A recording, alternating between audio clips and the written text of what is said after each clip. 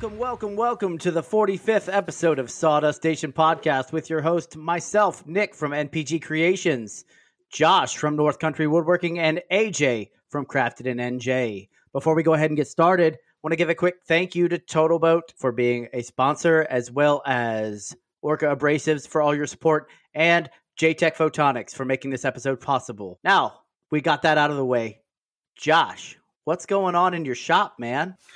Well, today and tomorrow, my day's off. So, after recording, I got to edit. But after that, I'm going to be in the shop. I have a couple of projects to complete. One being a U.S. Marshal badge that I talked about in the previous couple episodes. Just need to paint that. But for some reason, that has been on the back burner, which I need to get complete. I also have a going away gift for a colonel leaving the base. So I need to complete that as well. And that's going to be epoxy. So I did the carve and I'm going to go back and use epoxy. And then, let's see, I got 2 boxes. I tried to bend plywood for the first time and, I was close, but, ended up cracking and, I went with a flop top instead. It's something I think I need to do more research on or just continue practicing. It's easy. It's just getting it right. I just need to get a method down. Have you guys ever tried that? Try to bend plywood? No, I've seen it, but never tried it. I've done it over my knee a few times, but I broke it. Just so we put in the trash can. It's I was close. I was able to bend it, and I just bent it a little too far, and it cracked. And it was just one of those things where I cut that piece off, and I made a flat top. I was really hoping I can go ahead and make it exactly like the box, but she actually hit me up and asked about the boxes, and I was like, time is now. I need to get them. I need to get them done. So got those together. What else? I have the whiskey caddy I'm almost done with. Like I said, the client and I have come up with some pretty good designs for that. I'll be laser engraving that tomorrow. I did some test lasers today, and just to see, I'm taking an image of a dog, and I have to go in and, essentially make it look like a drawing. And I have a way of doing it is just getting the right definition once it's engraved. And sometimes it takes a couple of practice rounds. But I think I kind of got it down today. I had the wife pick out, which one looked better. And then I'll be engraving all 4 of those tomorrow, along with some other stuff. But and then I could pretty much wrap that one up as well. Completed a charcuterie board and engraved someone's last name and basically when they were established as a married couple. I think it's a Mother's Day gift. Nice. That was on walnut. You did that on your cat? Yeah, I did. She was good with it for the most part, and then it got closer to the tail. No, I did not do that on my cat. It did not hurt my cat. Never would. If anything, she uses her claws to get me once in a while. No point. You know how that is, man. Yes. If everything goes right and it's leaning in that direction, I should be able to get about 5 projects complete by the end of tomorrow, or at least close to being complete. Nice. So it's a big couple of days off. Try to fit everything in as much as I can. And then, I got more coming in constantly. I have some different projects I'm actually pricing out currently. And a couple good ones at that. I can't wait to dive into. But got a Merkur sander. It's now in use, have been used, and I'm enjoying having that in the shop. Are you using paper or using the nets for that? I've used both. We're generous enough to supply me with some Abernet, and I've tried that, and I've tried Orca Abrasive sandpaper because I ordered some from him as well. And I will say that the nets are good, but they're almost good for the last sanding. I had better luck removing material with Orca Abrasive's sandpaper than I did with the net. It could have been just how I was using it too. Who knows? I'm still kind of getting used to the sander itself. I have to figure out some dust control. If you guys have any techniques on that, because when I put my vacuum hose on it, it basically drops out after moving it a couple times. I know we talked about this, back and forth, but I can see a dust extractor on your horizon a lot sooner than later. Yeah, because right now I've been having to basically use it without any dust collection. So it's either been outside or like the doors open and a mask and glasses and getting dust everywhere. I've tried using the Rockler adapters on there as well, and there's not one of those fit properly. So, I'm gonna look. I keep looking at Marketplace, and there's a couple on there, but I do have a rather big job coming up that is with a realtor. So I'm hoping that maybe I can put that money toward a extractor as well. Well, I'm going to look it up now, but do you have an orange hose that came with your rigid? Do. Yes. Okay. So it has a smaller. Yes. It's just a little too big where it slips off. I'll send you an adapter. I got 2 adapters. And I'll send it to you, but it's a little rubber adapter that slides right over the Merca, and then the other piece goes over the orange hose. Well, the piece that's on the orange hose itself. So it's actually it doesn't come off at all. Oh, that'd be sweet, man. Because you know what, the Merca's great, but it looks like a dust storm in my garage. Yeah, I could only imagine. I couldn't imagine doing that without any kind of collection. Well, I mean, I have the air filtration on. I have my RZ mask on, and that that's was it N95? 95. N? M for Mike. No, N or N95. Nancy. Yeah, Nancy N95. 95. There we go. This is one of the reasons I was never in medical. But yeah, man, it's been good. I love the sander. I had to find a good place for it. I put together my my woodpecker fence for my router and got that set up. It's pretty hefty. The thing is heavy. So. You sent me some videos of it, and you told me it was large, but I couldn't hear what you had said after that. It was impressive. It was impressively large. Yes. Your woodpecker was... Yeah. It's longer than I thought it was going to be. It just kind of, when I put it there... It hangs off the table? It does, both sides. Wow, that was a dead stop on that one. Hangs off both sides and got nothing. Yep. Dad jokes for the wind. Anywho, yeah, so the track on my router table, both of the adapters that came with it to install it on your table doesn't really fit. So I got to figure out something that's going to fit better. And that's just probably looking it up. How is it held on to the table? Because I didn't see. I'm guessing 2 T-slots? So it's a larger T-slot. It looks like more for like a miter saw gauge. So I need to figure out, basically they give you 2 options. They give you like a bolt basically for like a T-slot. And they also give you a little bit larger, like the little flat piece. But anyway, either one of those didn't really fit that slot. So I got to come and just kind of figure that out. I'll work it out. I haven't done any research on it. I put it together, was it yesterday? And then I tried it out today, and it was just like, oh, okay, I need something else. But yeah, that's about it for my shop. It was kind of a mess. I cleaned it up a little bit, but yeah, I don't know. It's always something going on in there, it seems. But with that, AJ, man, what's going on in your shop? We know you have a big deck. Yeah, thank you. Thank you for checking out my deck. Oh my god, I thought it was done, man. Well, you posted it everywhere. It was just like everywhere I looked. Yeah, you said this was like this is it, man. Here's the thing. I actually never even took pictures. If you look carefully at my post where I did the whole deck post, yes, I put my deck pic up there. When I posted it, I took it at the right angle so that you didn't see that I didn't do the stairs at that moment in time. There was also a section of railing that wasn't there because I actually ran out of wood. I ran out of time.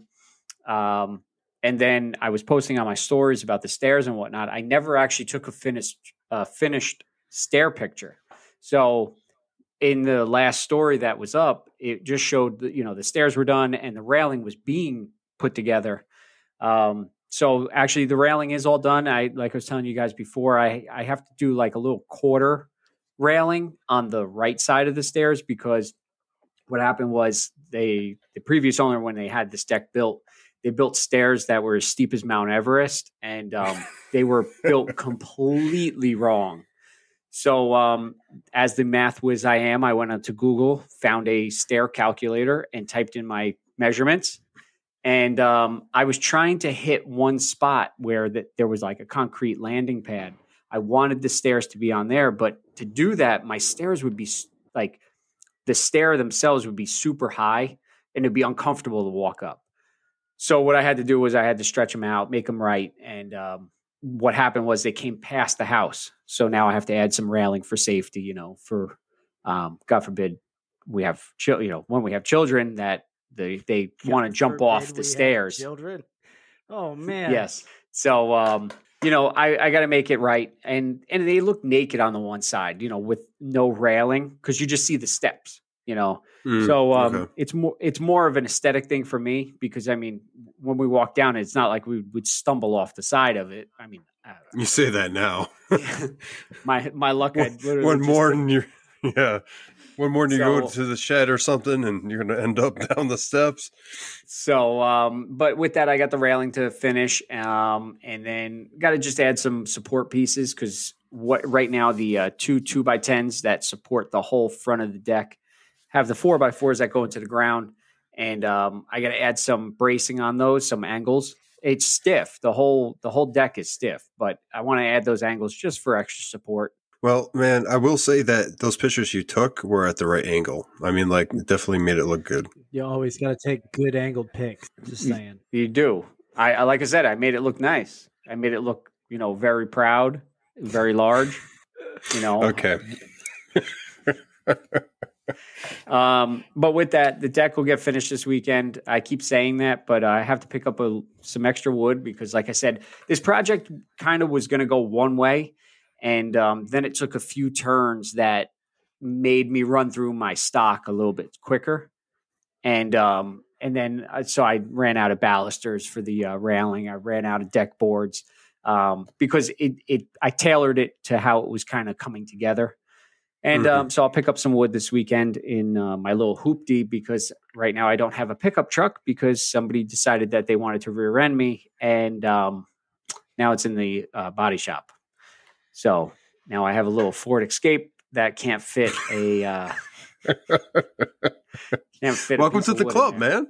Yeah, wow. Trust me. Oh, I do have a funny story. You might have caught it on my stories the other night, but Kim and I ran up to Lowe's and I needed deck boards. Well, the deck boards, when I calculated it out, the best way I could get the best bang for my buck would be I'd have to get 10-foot deck boards. Her car won't fit 10-foot deck boards. Just it won't happen. So I'm at 8:30 at night in a pitch black parking lot, because none of the lights were working. I was cutting deck boards to the size of my stairs with my circular saw. And I left a whole pile of sawdust in one of the parking spots.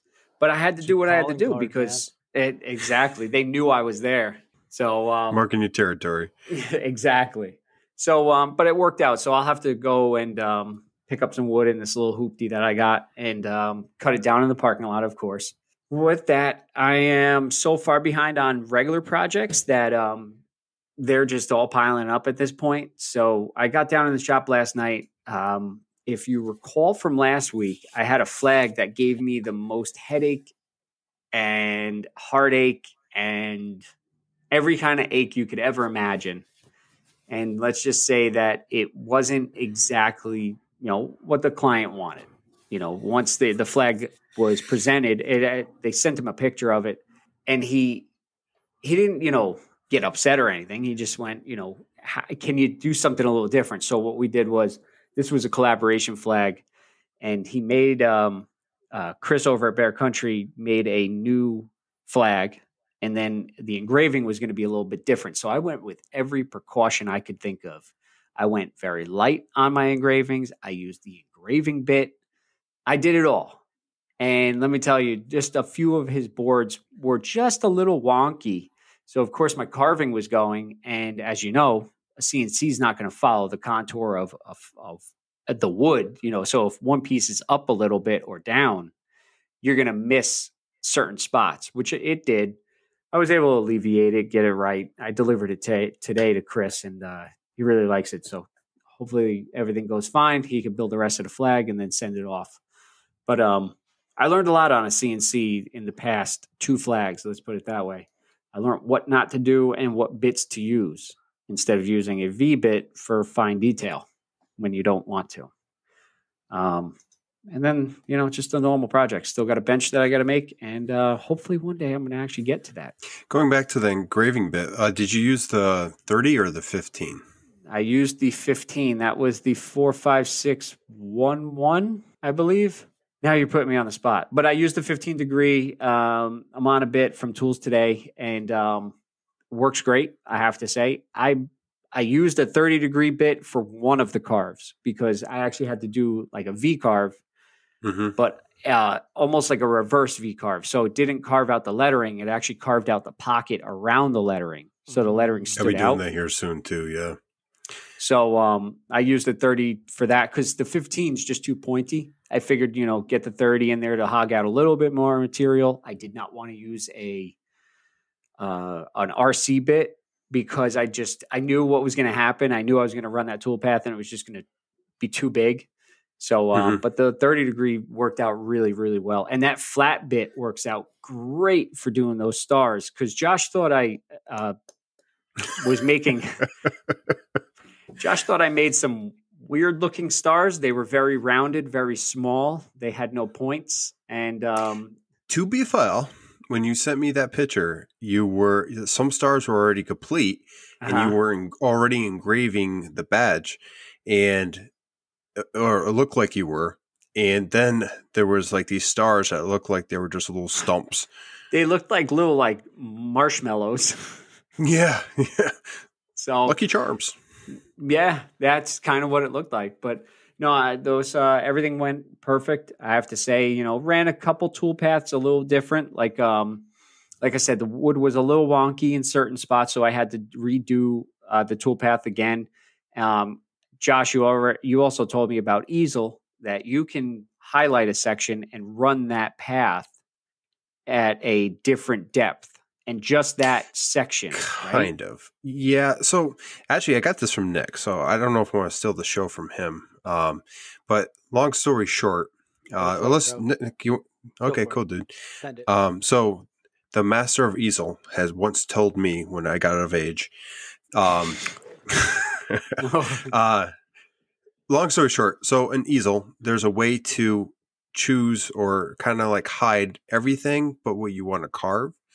And then you can carve just that. So sometimes you run into where a piece of wood isn't flat. Nick or AJ, you just ran into that. And are like some reason it didn't carve right. So you take one of the shapes. There's a shape generator. I usually use a square.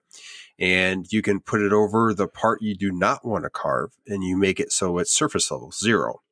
Okay. And that will basically hide whatever part you do not want to carve, and you can recarve the part that didn't look great. And I usually will Z my machine right on that part, so it'll be exactly where it needs to go.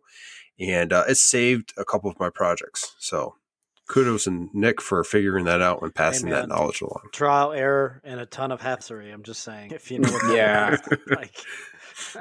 It really sucks if you miss like a tiny piece right at the end of the carve. That means you've got to go through the whole carve all over again just to hit that little piece. Luckily, I was able to take an X-Acto knife and kind of make the lines meet because I mean, they were very thin lines that I was able to do that. But if it was a thicker line, I would have had to run the whole thing again. And it would have wasted a lot of time. See, that's a perfect example. Like we've talked about this before in the podcast. There's some people out there, and I don't think there's much anymore, but there's some people that do not believe that CNC work is woodworking because the machine does, some of the job for you. And having to figure out some of these issues and having to, make sure the piece of wood's set, having to process the wood, having to, maybe do a couple extra lines by hand. It is essentially, you're doing woodworking. A machine is helping. It's like using a router to do a round over or a chamfer. You know what I'm saying? Like, it's, I could definitely argue that. You should be using your teeth to do that round over. I'm serious. You're not a I did that once, and I'm not a woodchuck, and I could not chuck that wood. But yeah, it's fascinating. At one point, I didn't understand like how much went into CNC work, and when I first got my CNC, I'm like, oh, this is gonna be easy. Oh, and there was a learning curve, but thankfully, I had these gentlemen to help me out too. So. With anything, a new tool, it's definitely going to be a learning curve, and especially something like that, because sometimes like yours, the one time where it just dove into the piece of wood, you have these obstacles that come about out of nowhere, and now you got to overcome it. And one, especially if it's a finished piece, now you're engraving onto it. And let's just say it did. Have you ever plunged your bit into the wood by accident when you were trying to lower it to set the Z height? No, because I use your touch probe. Yeah, touch probe. I've done it. I probe it. It's not fun, especially if you have a painted piece and you just dive a bit right into it and start. Oh man. I wouldn't mind so much like diving an engraving bit into it because it's so thin. But when you dive a RC-1148, the 60-degree V-bit, it's not so much fun because it leaves a pretty big hole into it. And, luckily it was on a piece I made, so I didn't have to worry about, somebody else who made it. I could remake that piece, and it was fine after that. But you learn quick. So anyway, with that, I'm going to have to ask Mr. Showing his Sawstop banner over there, Nick, what's going on in your Texas-sized shop? What's in my shop? For being in Texas, it's awfully small. Oh, yeah. Everything was bigger in Texas until I put all my tools in there. At least my garage was. So this, ladies and gentlemen, in a world where Nick didn't have a Sawstop, he got a Sawstop. Now he does. I got it. It came in last week, or this week. Last Friday. I have to ask a question. What were you doing in that last picture on your post about you getting the Sawstop? Was it that you were showing that you were eating something? Yes, I was cradling the blade and shouting Sawstop. So check out my Instagram if you want to see my I got a Sawstop pictures. I was so excited, man. I've actually spent the first night out on my Sawstop.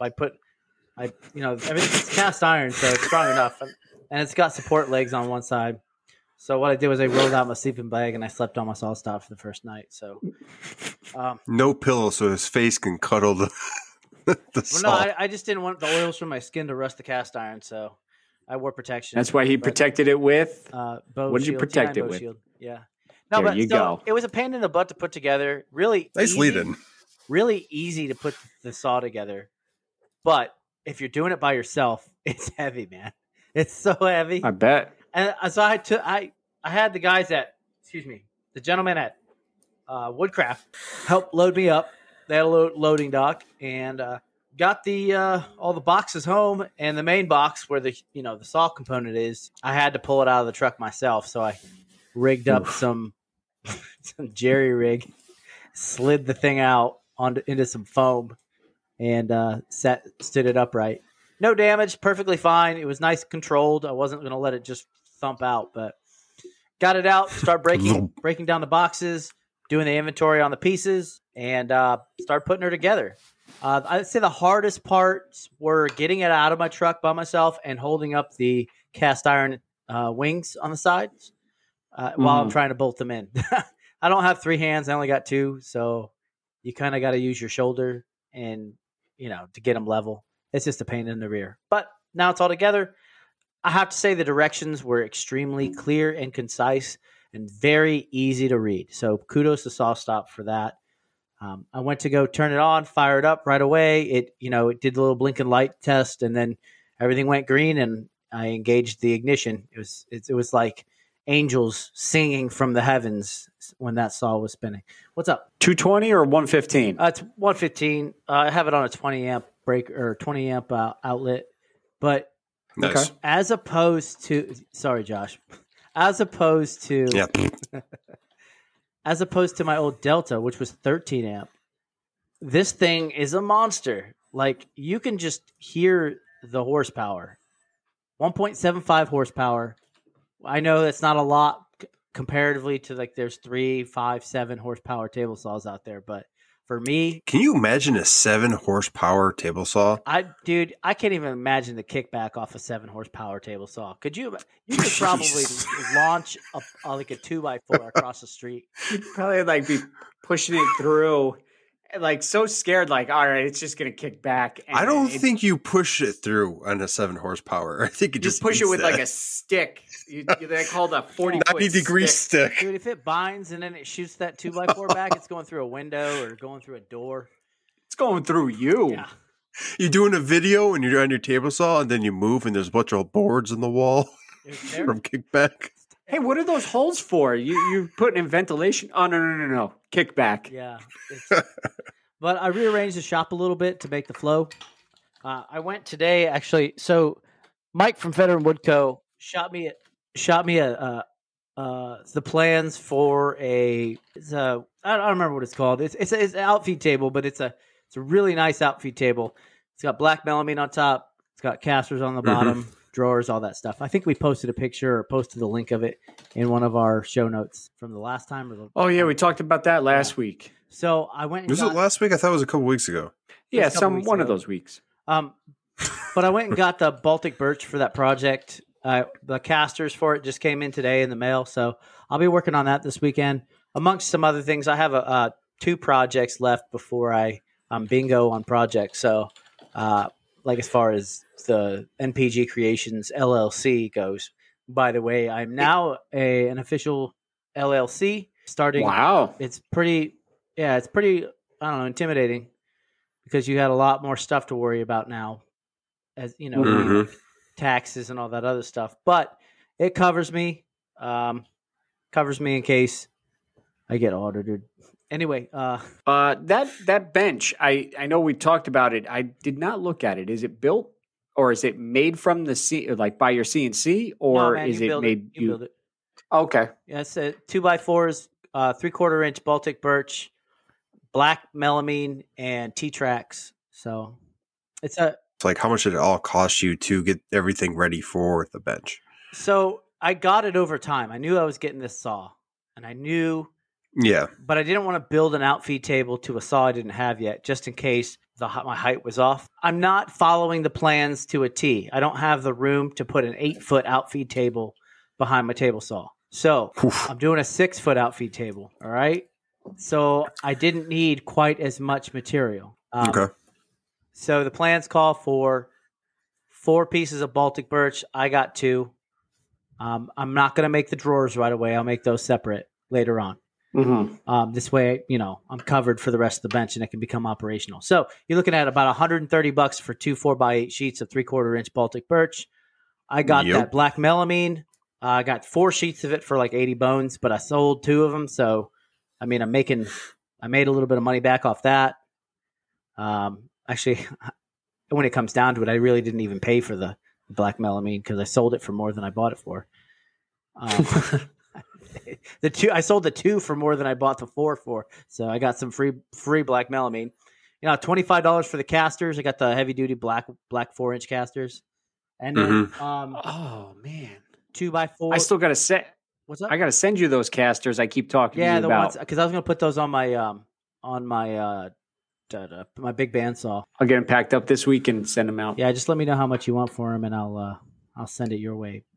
But then my 2x4s and all that other stuff I brought from New Jersey when I broke down my old benches, so I don't even have to pay for those. So over time I paid for this thing.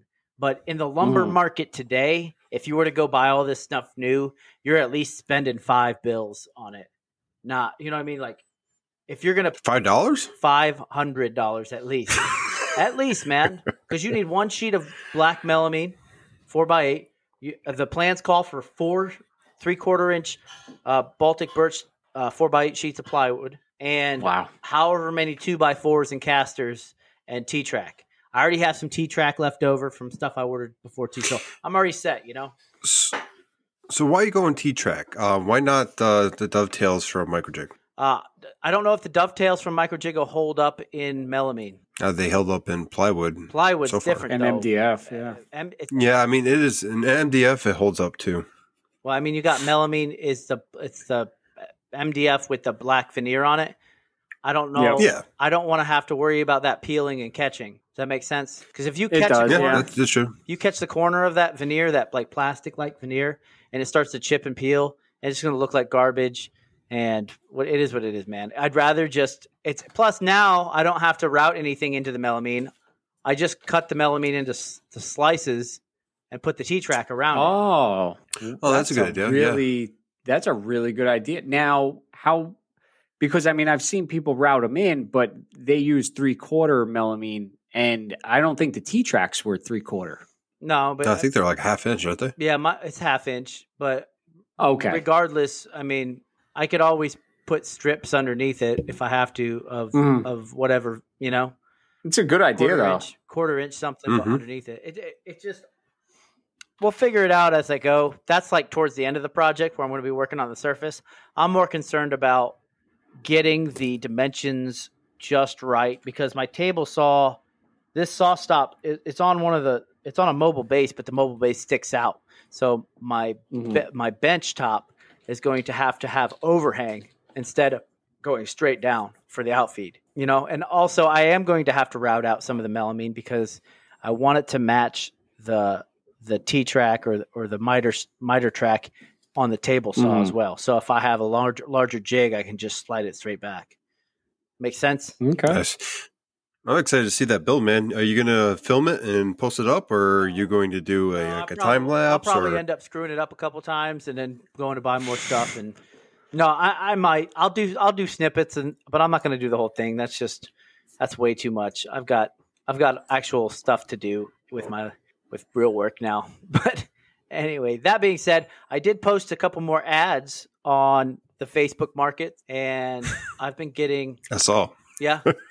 Well, I've been getting a lot of business from them, a lot of inquiries. So people have been hitting me up for quotes and all that. Everybody's really nice. I feel bad sometimes, though, because some of the people are requesting these things for people who've just passed away. You know, it's really hard to, I don't know. It's kind of like a grief kind of thing you got to work around. But, you know, I'm fair with everybody with my pricing, especially with the how much wood costs nowadays. But I'm looking forward to the fruits of those ads. I not only posted here in San Antonio, but I posted back up in New Jersey as well. And I know Josh is Yeah, I saw those. Josh is smiling. He's like, "You son of a gun, moving back in on." No, man. Hey, no. You know what? This kind of ties into a story I'll tell some other time. But you know, with both of you guys, I've sent you guys jobs. You know, you guys have sent me jobs. It's not to say it's not a competition as far as I'm concerned between all of us. We all have strengths and weaknesses, and you know, for CNC, I know I sent AJ a job. I've sent Nick jobs for CNC work too. It's just one of those things where we all help each other out, and those that don't, and they're just looking for a freebie or whatever, well, that's different. But I mean, I do not mind. Across the way, there's some jobs I get and I send over there, and they, you know, do the same. Yeah, I've done. We're here to help each other. I mean, like I'd rather somebody get exactly what they want from you than get something that, you know, is close but not the cigar from me. You know what I mean? But other than everything else that I've just mentioned, I shipped that giant shadow box off, the one with the lights in it. And nice. Where was that going? That was going to Juniper Street on Fort Dix. Okay. I don't know I don't remember the exact address. It's one of my buddies from the old squadron where I used to work. So. Oh, fair enough. But I think that project was a win.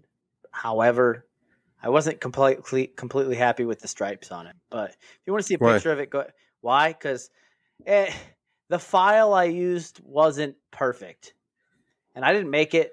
So I didn't build the file.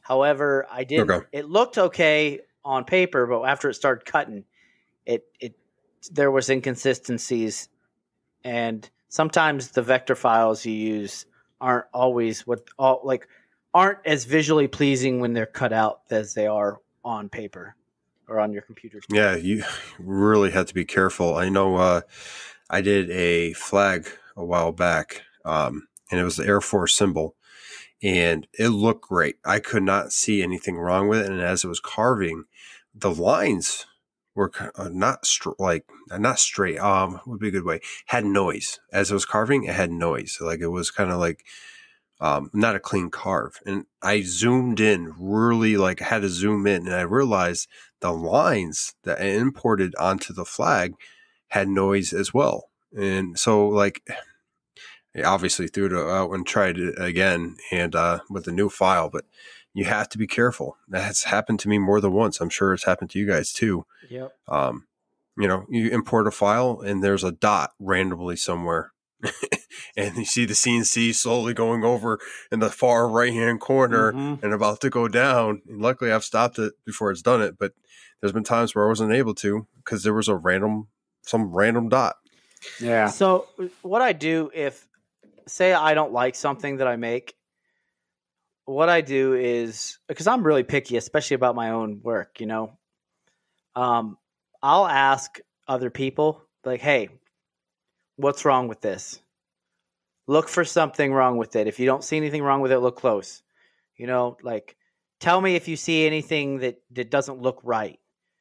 And I had a couple friends tell me like, look, I don't see anything that would be a disqualifier or something that would make somebody unhappy as a product, And these guys do the same stuff that we do, It's not like they're just like Joe Schmo off the street, but they know what they know what the projects are. They know what like an Air Force chevron looks like. They've been around it for a long time. So, and then I'm like, hey, this is what I feel is the issue. Do you see it? And they're like, yeah, but you don't, not like, it's not like super noticeable. So it's one of those things where when you mess something up on a project or whatever, it becomes a feature. I just chalk it up to that, I guess. I would have ripped those stripes off and put new ones on, but I was on a severe timeline, like a deadline. I could not just like mess around, pull those stripes off and recut them. We're our own harshest critic. Any mistakes that you see or anything you see, it's going to live in your head. You're going to see it every time you look at it. In my head, zombie. Yes. Oh, here we go. He's going to sing again. No, I actually did a project not too long ago where there was a mistake. I saw after it was done and I messaged my clients. I'm like, hey, this is a mistake. I would like to redo it. And they were like, it looks perfect to us. And like every time I see it, it lives there. Like I cannot not see it. And thankfully, no one else noticed except for one person. They called me out on it, and I explained the scenario. But it's one of those things where you'll never. Yeah, it was you. Sorry, man. It was definitely you. I try to be respectful about it too, and be like, "Oh, hey," especially if it's like, if it's a protocol thing, then I'll definitely like to bring it to the attention because there's if it's me, I want you to tell me like, "Hey, man." Exactly.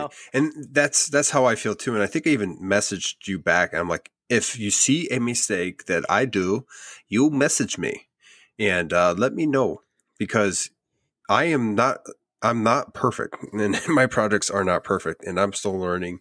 And, I could take a little bit of criticism on like my projects, even a lot of it. My wife does it all the time, but she'll come out. She'll be like, is that done? That don't look right. Bro, let me tell you, like, the worst criticism. There we go. It's so hard to get criticism from your wife about a project. It's just like everybody else can tell me that it looks like trash, but the moment she picks one little thing wrong, oh my gosh. It's just, I don't know. She's saved me a couple times. Like she'll come up and she'll point something out and I'm like, I didn't even see that. So I often go to her and be like, hey, do you see this almost like you do? I outreach to you guys the same way. If I make a mistake, I see if she can see it. If she can't see it, I'll outreach to you guys and see if you can see it. And then, if it needs to be fixed, fix it. If it don't, then, well, it's a feature. But hey, we got some questions, don't we? I could talk all day about mistakes because I make them all the time. Well, I think you're going first on the questionnaires. Yeah. I think I am. Number one. You done? Yeah, go ahead, man. I mean, like, I don't know what to say. Yeah, so we have quite a few questions this week. Oakridgewoodworks wrote in, Ed, and he asked about wooden ashtrays. Is there a finish or finishing technique that would minimize burn marks? So, Nick, what do you think? Yeah, put a steel finish down. I don't know. Inlay steel. I mean, I really don't know. I've never ventured into that before, where I was going to lay a hot cigar on something. Mm-hmm. Well, I can always go ahead, guys. I'd rather you guys take this one if you know what you're talking about. I don't. I never know what I'm talking about. Somehow you guys invited me on this podcast, and I'm really not sure how. But I was going to make an ashtray because I got this chunk of wood. I don't know what it is. It looks like maybe Zapili, if I'm saying that right. Zapili. And I got it from a buddy of mine. He was just throwing stuff out, and he's like, "You want this stuff?" I'm like, "Yeah, why not?" I mean, it all looked nice. And so, I mean, literally, it's in like a 5x5 square or a little bit bigger than that, and it's thick. It's like 2 inches thick. And I was just going to take a cut-saw disc and, carve out a ashtray portion and then carve out. Well, I've seen it done. I know, but why don't you just do it on the CNC and use? Because it's not woodworking then. No, I'm playing. See? You're not a real woodworker if you don't take this nice piece of wood and screw it up.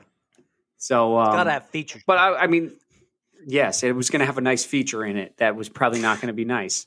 But I was going to do that and then put in some holders for cigars and route it out and whatnot, blah, blah, blah, blah, blah. But I was thinking of what I could use because I wouldn't want to use anything liquidy like a cutting board oil or anything like that. And while we were talking, what about Odie's? Once it cures, I mean, it's cured, right? Yeah, true. But I mean, how would it, if it would burn? I don't know. I mean, I know there's guys, I know Pete's doing it with his laser. He's burning after the Odie's is cured. He's using a laser to laser engrave his logo into his pieces, and it comes out actually nice. It just reactivates it a little bit. Yeah, I mean, I've laser engraved on Odie's. I've laser engraved on a different mild of finishes, and overburn on Odie's, you don't get that much. Let's talk about overburn. Basically, it's just the sugars around the engraving charring a little bit and coming to the surface. So, I mean, it does protect it fairly well. I know for an ashtray, I would make sure that it would be sanded as smooth as you can to try to get all the fibers, as smooth as you can. And then I would put a thicker finish on it. That way it would protect it from the actual charring of the cigarette, what have you. And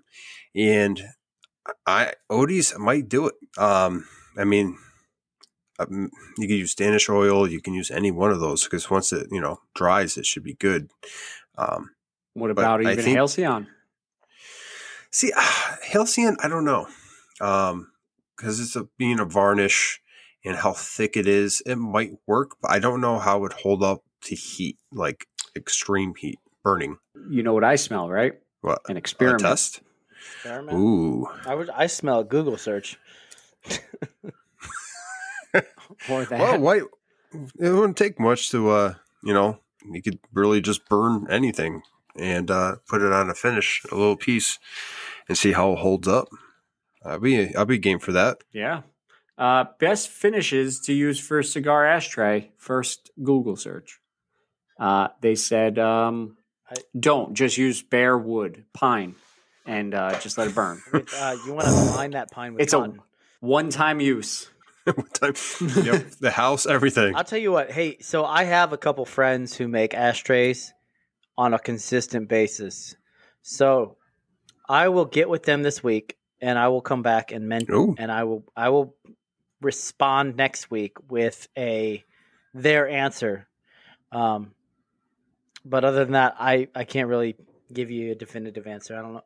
You know, we're just speculating right now. So Yeah. I used to smoke cigars, but I haven't smoked a cigar in a long time. So I would have no really need for it personally. I still want to make it. So I think I'm going to try making it. And then I think I'm going to go with the Odie's, and then we'll see how well it holds up. I think it would do fairly well. Obviously, laser engraving is a little bit different, but it's a little bit stronger. But yeah, I honestly think that you'd be fine with that, dude. Yeah, I think you'll be all right. So, I mean, if I was to say to use something, I would say Odie's. At least you know when it cures, it's going to cure, and it's not going to be oily. You know, like a regular. That is one thing I like about Odie's is like once it cures, it feels natural more than others. A lot of people on this one thing that I'm reading were saying Danish oil. I've never used that before, so I have no experience with that. That's one thing I kind of want to visit at some point in time. We use a lot of the stuff that's in the mainstream right now. You want to visit Danish? Why not? But no, use some of the older finishes. Obviously there are better ones, but people have been using some of those finishes for a long, 100 years or so. But they have to be halfway decent. So yeah, I don't know. I would like to do a deep dive into finishing and see if I could finish better than I am currently. We'll leave it at that. So on to the next question, which we got a second question sent in from Brush Fires of Freedom Workshop. And he's got two questions for us today. He wants to know if we could share our thoughts and experiences with putting products on Etsy and if you price differently because of the cost to use the platform. And then after we answer this, then we'll go into his other question. It's funny that he actually sent this because Josh and I were talking the other day about some of my products on Etsy. I want to differentiate because, as everybody knows, I make flags. So if you didn't know that, I do. And I want to be able to showcase that I can do, badges, custom pieces. And it for a listing, it only costs 20 cents. So, I mean, you could put up as many listings as you want. And it's not like as you go up, the more listings you have, the more money it is to put up there. So, I mean, for 20 cents a listing, I say is put as many as you want up there and, get as many products as you can. One thing that I slack on is I do not update mine as often as I would want to.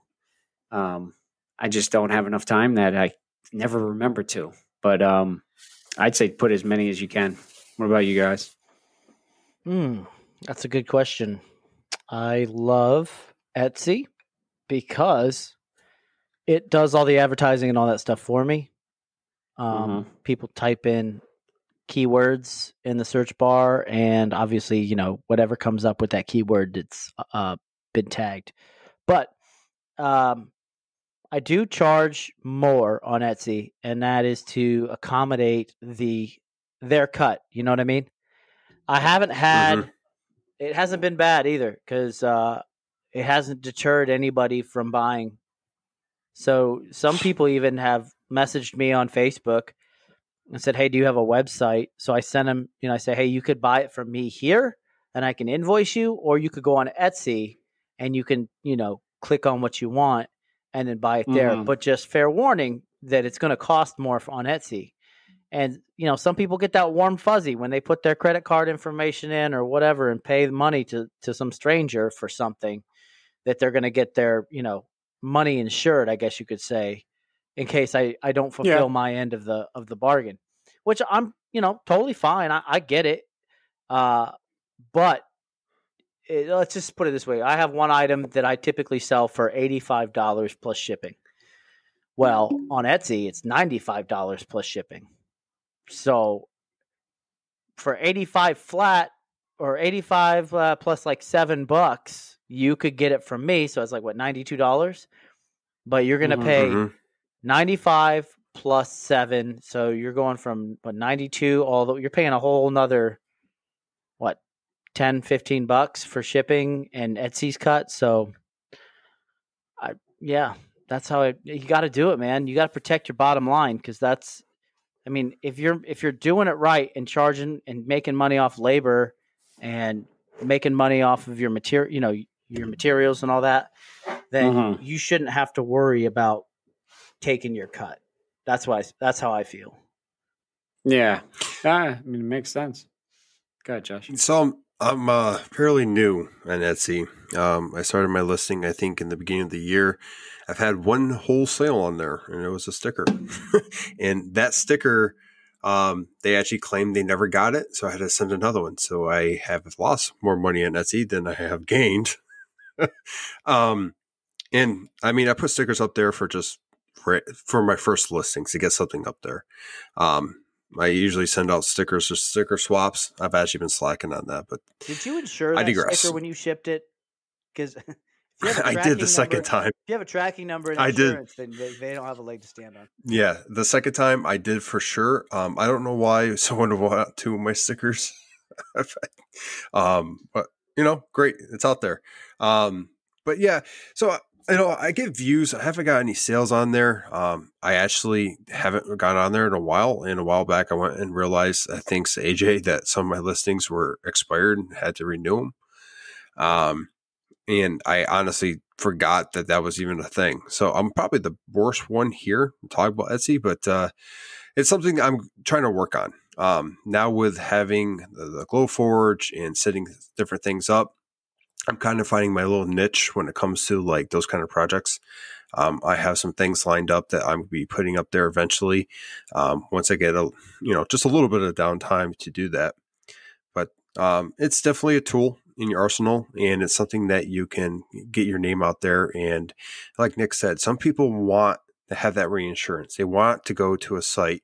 And again, I think Nick is the one that told me this. You can add a listing up there for a project that they're interested in, and then they could buy it from that site versus having to buy it through like, hey, what's your Venmo, Cash App, whatever, and give that warm fuzzy to them.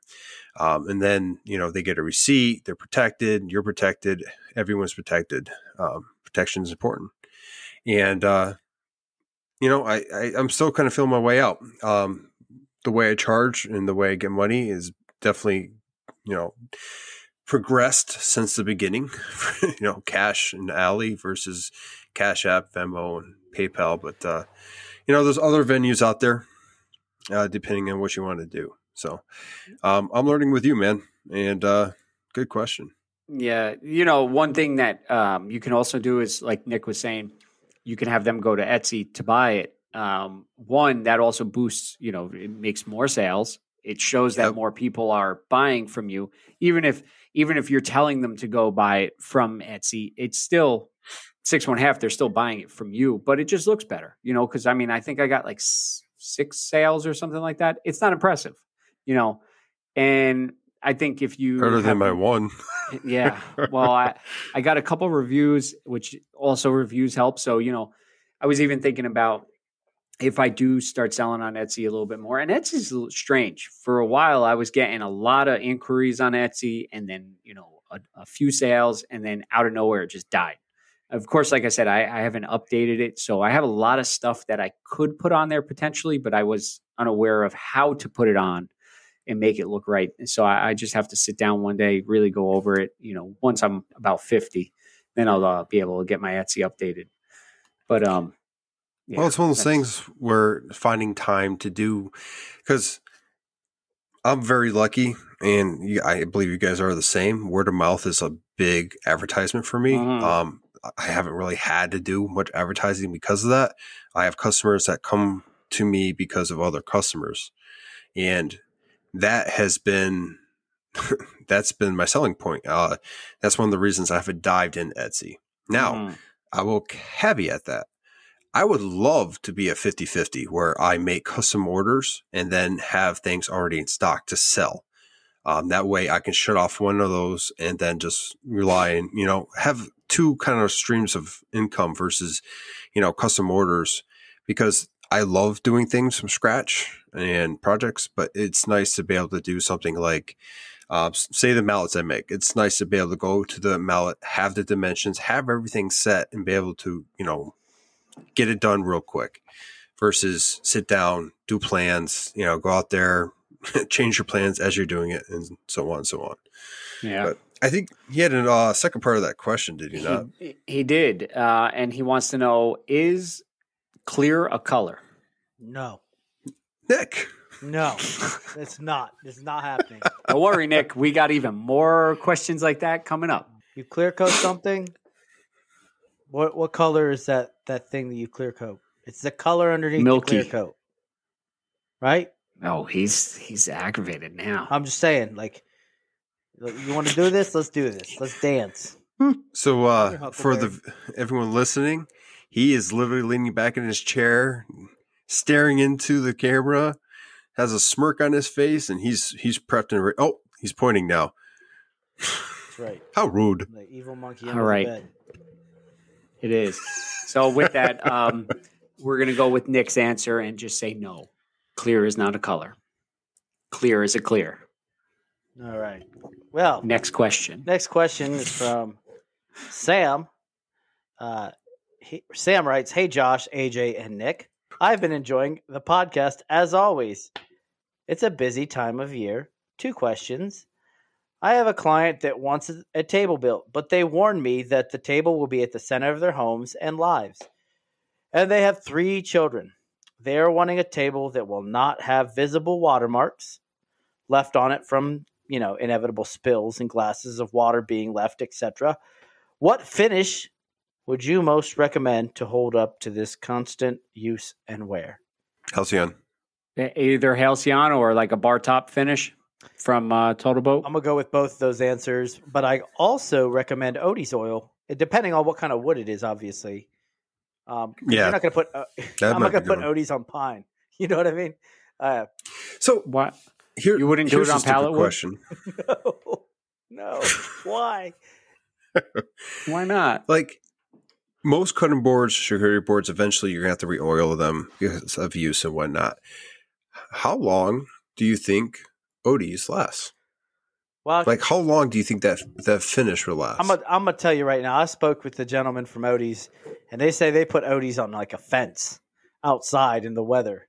So I'm gonna say I think it'll last a while. I think it'll take a beating from the kids too, because it penetrates and cures. But what about you?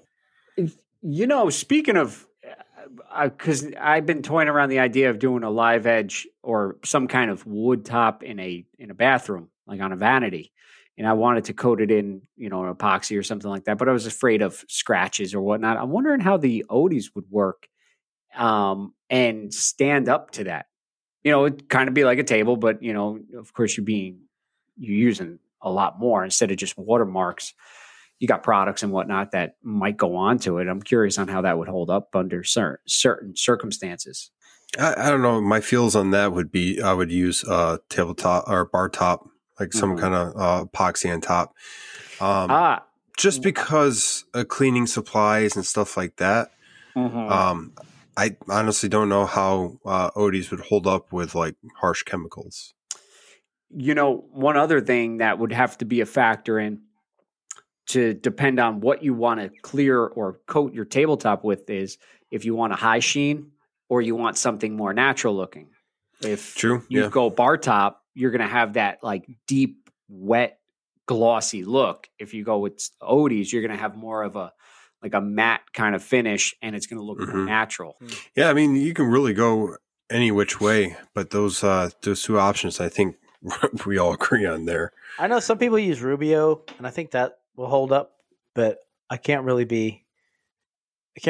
just speculating here because I've never used it myself, but I know there's a lot of good things have been said about it. But I think Odie's probably, since Rubio is not all natural like Odie's, I think Odie's has it. It's food safe. The kids, if they're like, sitting there munching on the corner of the table, they're not going to get sick. Oh, I'm serious, man, because Yeah, I get you. Because kids like to put weird things in their mouth, like toys and eat the table or whatever. So I was just going to say that they're trying to put the table in their mouth. Oh, I've seen it. I've seen it. Yeah, not to call my little one out, but when he was able to stand up in his crib, we found like tooth marks on the edge of the crib because it's wood. It's teething, bro. He was just like, yeah, he was teething on the piece of wood. Obviously, we put a stop to it, but it's like, why? Just like, why? Wow. Well, I got. Go ahead. I got a real dumb, quick question. You guys have kids. I don't, but not yet. Do you do any safety precautions in your shop to prevent them from, bumping their head on something or whatnot? Because, and I'll give you a quick story. When I was very little, my father had an old Craftsman's table saw, and it had pretty much angle iron for the rails, so the fence could slide on it. Well, I ran into it head first, and it was a pretty good gash. So from that moment on, he had like little rubber stops on the ends. So in case I did run into it again, like an idiot, I wouldn't have cracked my head open. Do you do any precautions? Personally, I mean, kind of, sort of. So there's obviously ground rules when he's in there. I've kind of gotten over a lot of them. Some of them has happened after he's hit his head or whatnot. But I mean, like, he's obviously old enough to go in there and kind of help me at some level. So I do not let him go in there. I don't let him go in there if I am doing something that takes my attention away from him. Okay. So like if I'm sanding, not with a Bernka, with some kind of dust collection, and I'll let him vacuum, or he'll help me clean up, or like he'll sand, or I have some scrap woods, and I'll put some nails in there, and you can hammer on those, that kind of stuff. And he knows better to touch anything. Most of my stuff is unplugged anyway, because I don't have that many ways to plug things in, or out of reach. But he knows not to touch anything or any kind of power button. Like that will. We're still safe with it, obviously, but he knows better. And any kind of thing for hitting his head, that's kind of hard to do, at least in my shop, because it's so small. I'm not really worried about him running, because you can't really run in that. But I mean, it does get messy and cluttered, and sometimes you have to be very careful. And even when it gets like that, I just won't allow him in there until I clean up enough for him to move around safely. But for like the fence on my bandsaw, he actually hit that one time, or he came close to hitting it. And I put some blue tape on the end so that is very visible for him to see. And then like he ran when I had my my outfeed table with the extra little piece I can fly up. I can't. The extra outfeed table that I had. He ran into the corner of that one time. And that was kind of one of those things where he was outside and he was playing and wasn't paying attention. But, that alone, he started paying more attention when he was around that. Okay. But I mean, it's one of those things where you can tell them 1,000 times not to do something, but you still have to look out for it, because, it only takes that one time. But the way the shop's set up, for the most part, anything that is plugged in all the time is not reachable. And like I said, I don't let him out of my sight when he's in there, because it only takes that one time. Yeah, I hear you. Are you guys ready for the second part of his question? Sure.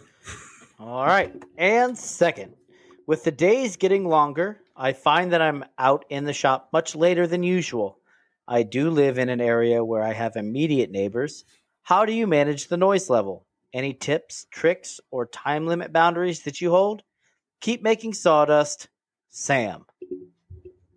Well, I'm notorious for not really caring.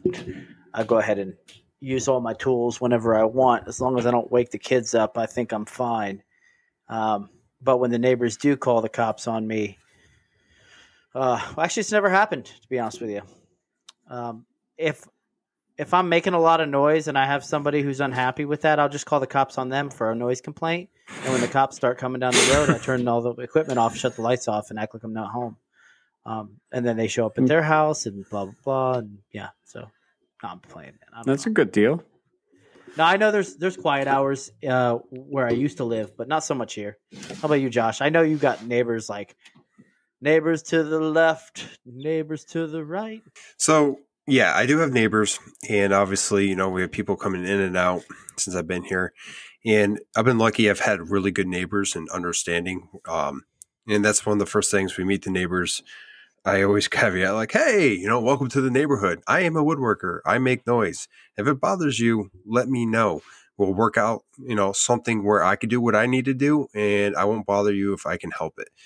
But I've been very lucky. I would say all the neighbors I've had have no complaints. I've asked them, you know, and, you know, various lengths as they stayed. And they're like, yeah, you know, like you do it in the times that are good for us. And most of the time we can't hear you. So, but I adhere to the, you know, the limits here. There's certain times we can't make noise, and I try to respect that because I do live amongst a lot of people. And you don't want to make your neighbors mad. You can definitely hurt your progress in the shop. But I've been fairly lucky, you know. Like Nick, I tried not to run too much at night. I try to get to a point during the day where when night hits and it gets too late, if I need to be in the shop, it's all finishing stuff that is fairly quiet. If I go out there and spray something, it's not that loud. You know, try to get all the sanding done or paint something or all that kind of stuff at night, laser engrave. I have taken the CNC right up to the last minute of quiet hours here. And I've been very lucky with that. Sometimes it's during the week, but things need to get done, and I have really good neighbors. So I really don't have any issues here so far. You can't hear anything outside of my shop. Yes. Even if it's dead quiet outside, I'm lucky enough that the cinder block walls kind of hold all the noise in. So, I mean, I can go until I pass out in the shop pretty much. I mean, I do envy you for that. I kind of wish like I can go later into the night just making noise, because there's been times where I do have to stop, and it's like, oh man, I could do, you know, at 3 a.m. because I don't have work the next day or what have you, and get this done. But you know, someday I can do it. Cool. And then we got one last question. Yeah, Josh. Yes, we do. Let me pull it up because I was really into that question for some reason. Kumos. I had it. Never mind. Went away. There we go. So, kumos.workshop. He wrote in and he was asking about what's our dream project. Something that you would love to build in the future, be it for yourself or for a client. And I'm going to go ahead and toss it off to AJ. I knew you weren't ready. I wasn't ready the second we even got the question because I don't know. I would have to say I would like to. It was for yourself as well, right? Yeah, either or. So just your dream project, furniture wise. All right, I would say I would like to redo my kitchen, all the cabinets, make them custom the way I want, and yeah, I would say your kitchen remodel. Ebony. What? And making them ebony and walnut. No, I'd make them out of OBS. It was a joke. OSB, sorry. Yeah. Anyway, Josh. That fell flat. That fell flat so bad. Anyway, go ahead, Nick. I have to make a kitchen table. So nice. I have all this 8-quarter walnut, and obviously this is going to happen sooner, more like rather than later. But I have to make a kitchen table. I'm going to do it with mortise and tenons. I'm not using any sort of fasteners except glue.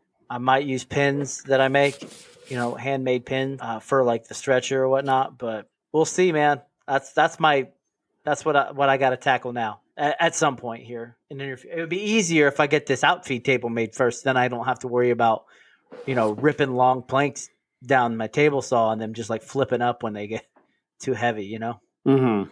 Well, you know, if you stop sleeping in your table saw and get going so you can use it. Yeah. Anyway, That's it, man. Josh? Personally, I would like to go through and pretty much any kind of furniture we bought, just rebuild it to our style, our liking, and then so it all kind of matches. The reason I got into woodworking is I wanted to build my own furniture, and I've done that a couple of times with different things, but it's only been here or there. Obviously, we've been extremely busy, so building your own stuff is kind of on the back burner, but I definitely would like to do something what Nick's doing and try to do a project without any hardware whatsoever. You know, those are skills that, you know, once learned, you can use them throughout. It's just hard to get into it because, you know, it's time consuming. But I guess if I was going to pick one piece of furniture, I would also pick a table, or I guess either the bed frame for our master bedroom.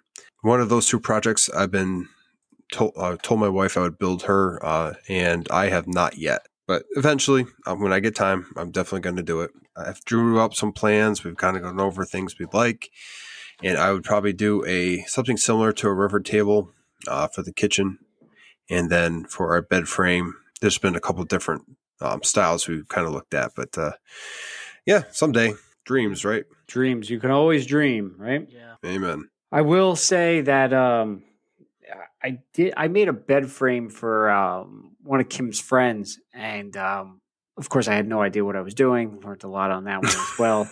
I really wanted to do, what are those, crown posts or Castle?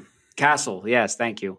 And this was before I had the Rikon bandsaw, so I was trying to do it on the little Wen that couldn't, and it was, you know, real wonky. I had no idea what I was doing, so I just slapped it together with some of the quick attach bed things where they have little hooks that go into each other. Everything worked out. Apparently, it's still being used, so it didn't fall apart, which is good.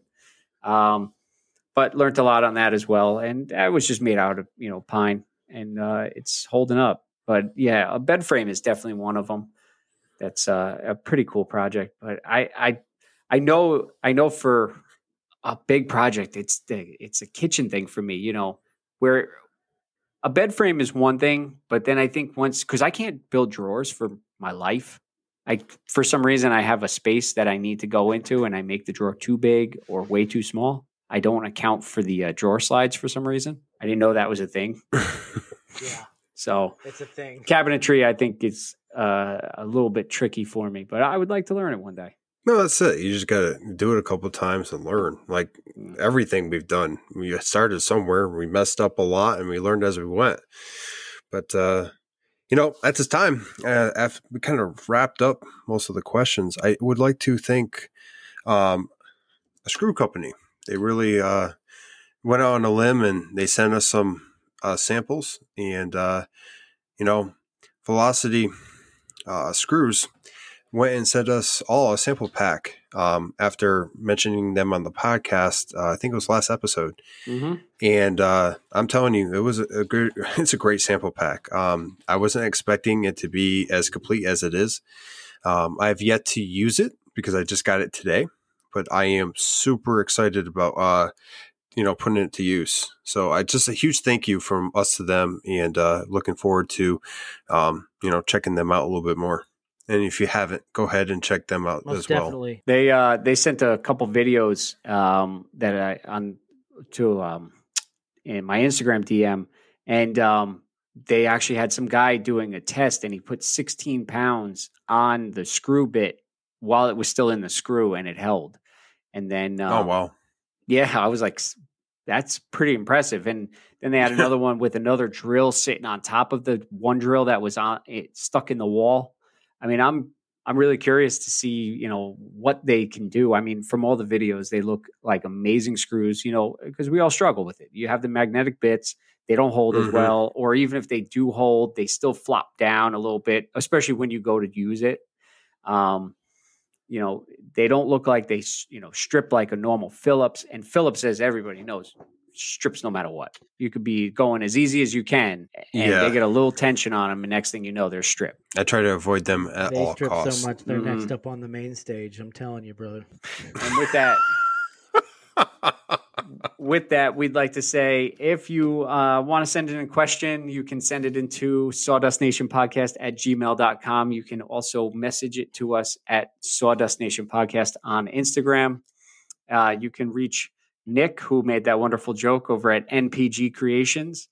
You can reach Josh over at North Country Woodworking, and you can reach myself, AJ, over at Crafted in NJ. If you want to get a hold of all three of us at the same exact time, you can message Sawdust Nation Podcast on Instagram, and Nick will probably answer first. He loves answering. He loves seeing you guys slide right into the DMs, and then he responds back with something witty. That's right. And That's right, funny. brother. Please leave a review on Apple Podcasts. The more reviews, the higher ratings, the higher that we get put up in the podcast world, and then the more people can listen to the Sawdust Nation podcast. And with that, Nick, we got a few people that we want to thank. Thank Totalboat for being such a pal. They always make the best stuff, the epoxy and the Halcyon. Check them out at totalboat.com for 15% off your order. Use promo code SawdustNationPod. All right, now we also want to give a huge shout out and thank you to Orca Abrasives. You guys are awesome. Yeah, that giveaway that you sponsored for our pre-show live was amazing. We just want to, show our gratitude. And then last but not least, this podcast has been brought to you today by Jtechphotonics. Give them a shout out at www.jtechphotonics.com. Look them up on the Instagram. If you need any of the laser products for your CNC, check them out. And with that being said, Josh, what do you got to say? June 8th, we're going to be doing a live performance on YouTube Live at 8 o'clock Eastern Standard Time. We're going to have a special guest on there. Morgan Hop from Microjig. The face of Microjig will be on our live and on the podcast for that week. And with that, Keith wants to know, why is an alarm clock said to be going off when it's actually coming on? Nick, Jesus. Answer. Take care of yourselves and each other. Until next time. Also, if you have a cold Hot Pocket, is it just a Hot Pocket? Bye-bye. With that, thank you for joining us on the next on the 45th episode of Sawdust Nation. Catch us in June or July or the 2nd or 6th or 8th of said month, and catch us on the 50th episode. Josh. And always, thank you for listening, and hopefully you're out there making sawdust this weekend or this week, just having a grand old time. Have a great week. Make some sawdust, and Sawdust Nation out!